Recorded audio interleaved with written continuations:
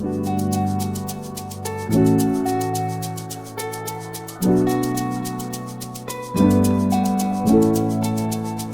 going on, folks, and welcome back to Beans to Greens. Today is Season 1, Episode 8 of our Seed to Smoke series where we're growing our Trainwrecks. The girls have been in their 2.5 gallon pots for about 30 days now, and guess what? They are ready to transplant yet again.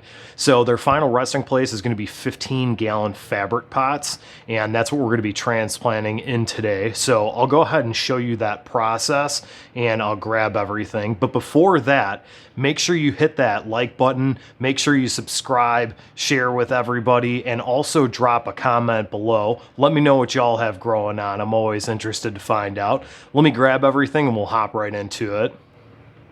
All right, folks, so I've got our Trainwreck here and we're going to be transplanting into this 15 gallon pot.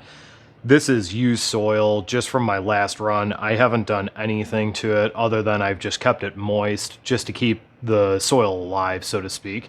And so what we're going to be doing is we're just going to be going ahead and transplanting straight into here. I've already dug it out to the size of the 2.5 gallon pot just so it'll fit down in there really nicely.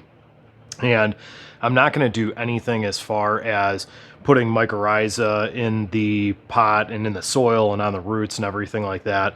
This is an established pot with living soil, so it already has all of that mycorrhiza in it. So it's good just to plant straight into the pot here. So what we're going to do is we're just going to go ahead and pick up this 2.5 gallon pot. And then what I'm going to do is I'm just going to place my hand right here underneath the pot. Underneath the branches with my fingers and everything like that. And then what we're going to do is we're just going to go ahead and flip it upside down. And then I'm going to pull this pot off here. Go ahead and get this out of the way. And then we're going to go ahead and flip it upside down. You can see that the root mass has already really penetrated well around that pot.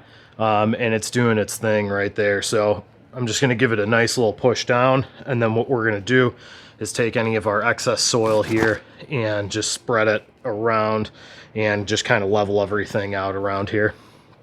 So as you can see, not too bad. It is a little bit messy sometimes, but it's just, you know, part of the gig. So that's pretty much it for the transplant. Now, the other thing that I really like to do is I want to get a mulch layer on top of this soil here, you know, just to really establish this plant. And so what I like to do is I've just got a bucket here and I took about 10 cups of mulch. 10 cups of compost. It is the Coast of Maine, the manure compost. It's 7 cups of that, and then I took 3 cups of the lobster and crab meal compost as well too, just to give it a little bit of diversity. And the the crustacean meals basically will add chitin to the soil, which is really good. It gives plants a natural defense, and so it makes them nice and strong. You'll find it also in like insect frass, and like I said, just different crustacean meals and things like that. So here, what I'm looking to do is I'm just looking to get, just a decent layer, just basically covering the top of the soil here. Also, I forgot to mention, I mixed in with this compost, I mixed in a half of a cup of mustard seed meal and also a full cup of diatomaceous earth. Now, the diatomaceous earth is really good to give the plant silica, and also the diatomaceous earth will help aid in just defending against fungus gnats and different, just kind of pests and things like that that you don't want in your garden. And the mustard seed meal will absolutely help biofumigate the soil. You'll see it. It'll create this really, nice mycelium layer on top of the soil. And ever since I've started using it, it eliminates the fungus gnats. It kills the fungus gnats that are in the soil, and it also kills off all their larvae and their eggs as well too. So that is really, really good. So I'm just using that as kind of a preventative. The nice thing with the mustard seed meal you know, secondarily, is that it will end up adding nitrogen to the soil as well, which will be really good for this plant in veg right now. So I'm just going to go ahead and grab my shovel here, and like I said, you know, this doesn't need to be super exact, but really what we're trying to do is we're just trying to create that mulch layer, and also just make sure that, you know, our whole top layer of soil here is covered really nice, and that way we'll get it all in contact with that mustard seed meal, the diatomaceous earth, as well as the, just to help as a layer to keep moisture retention as well too. So I'm not going to really like work it into the soil or anything like that, but I am just going to go ahead and cover the top of the soil. When you add the diatomaceous earth, it's really white at first, and you'll see it. All the mulch and everything, the compost will go back to its normal color as soon as you water it. You'll see it. It'll leach down into the soil, and then it'll start breaking down, and it will act as a source of silica for the plants, which they really like as well too. So that's it. Now all that we're going to do is we're going to go ahead and water it in, and then just let this girl ride. The other thing that we'll probably end up doing is, you know, tying some branches down just to keep it training, just to make sure that it keeps growing the way that we want it to. But you could really see that with the training so far, you know, this plant has a very even canopy. There's a couple branches that still need to catch up a little bit, but not too bad. So why don't you stick with us, and I'll show you in the veg tent once we go ahead and water this in. All right, folks. So back here in the veg tent, take a peek at these girls. You could see on the left, I've already watered in. You could tell the difference in color with the top layer of mulch. That diatomaceous earth really rinses down in there. And then also what I ended up doing is I did just put some ties around some of these branches to kind of spread the plant out and to really get a nice even top.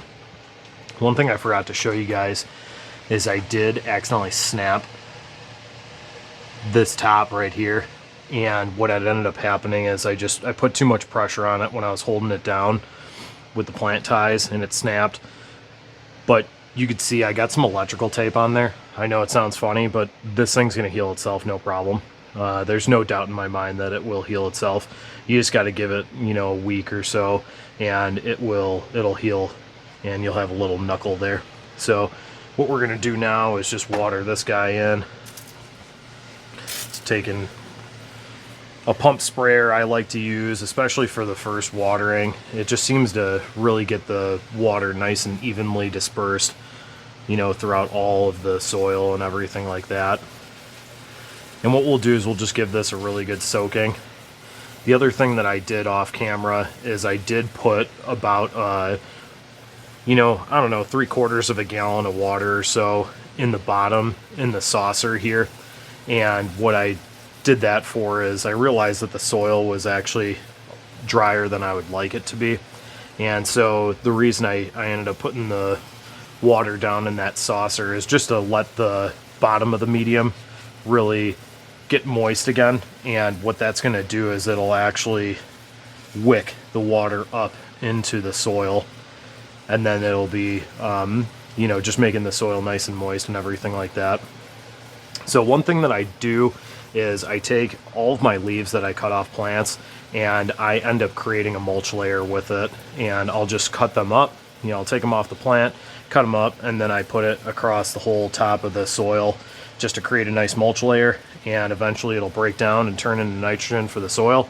So it's really good. I believe that there's some beneficial enzymes and things like that in the fresh plant material as well too. So you'll see kind of some leaves from time to time, just kind of on the top here.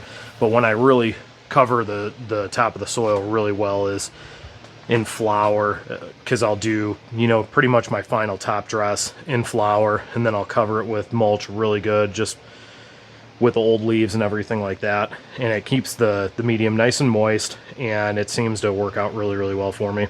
So you can see these girls are really filling up this 2x4 tent now, which is awesome, because we're going to be putting them into a 5x5 and then putting them into flour.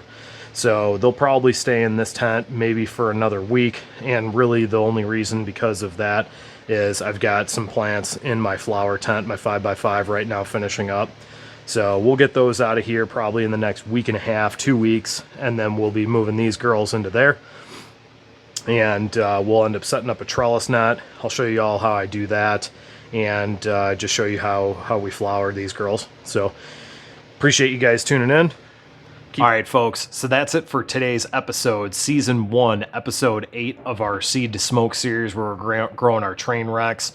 One thing I did forget to mention is I am brewing a compost tea right now that I'm going to be feeding to the girls tomorrow. I would have loved to have been able to do that compost tea yesterday. However, life gets busy and I just wasn't able to get it done. So no big deal. I'm not stressing about it. We'll go ahead and feed the girls that compost tea tomorrow, and they are going to love it. So until next time, please hit that subscribe button. Please hit that like button. Leave some comments down below. And I really appreciate everyone's support. The channel is growing, so thank you all for that. But until next time, let's keep growing together.